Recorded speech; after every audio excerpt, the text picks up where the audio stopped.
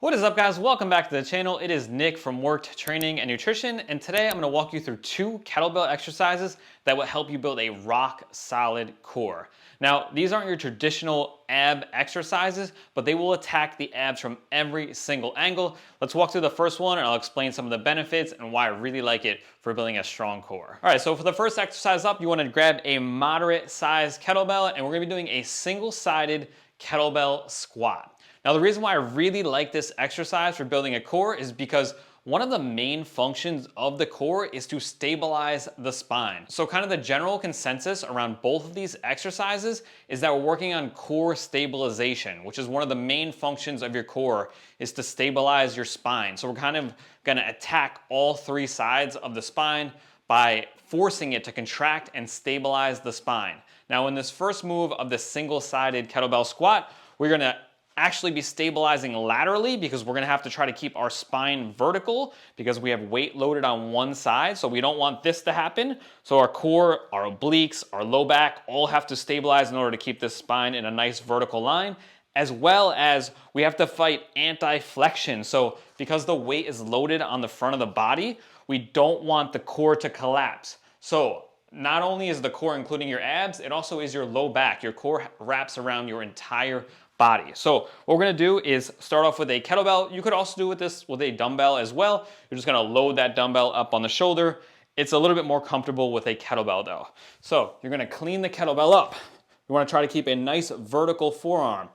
I like to make a fist on the other side to pretend that I have another kettlebell there and really focus on getting all this contracted and tight. And then we're gonna drop down nice and slow into a squat, trying to keep this vertical spine, chest up, not allowing any collapsing or lateral flexion to happen at all. So keep driving as if you have 2 dumbbells or 2 kettlebells at your side.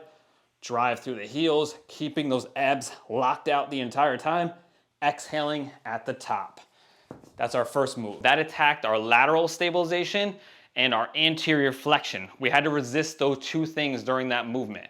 Now, we're gonna fight anti-extension. So we don't want this to happen. We don't want the back to overextend. So we're gonna take a kettlebell, flip it upside down, and we're gonna do a standing kettlebell pullover.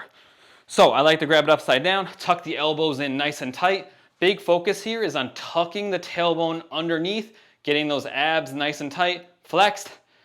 Kettlebell or dumbbell comes overhead, keep the elbows tight to your side, touch it behind your neck, and then pull back over, coming back down so my upper bicep is in line with my body. You never want to get back here. So you're here, keep the elbows tight to the body and head, reach, touch, and pull back over.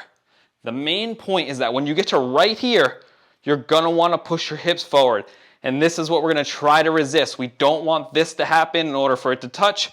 We need to keep those abs on and tight, elbows tucked in, drive out of it, and then slow back down.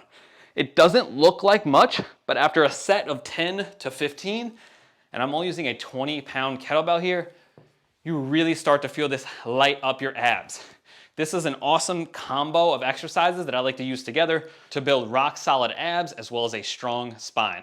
Hope you guys enjoyed the video. Give these 2 exercises a try and let me know what you think, and I'll see you in the next one. Thanks, guys.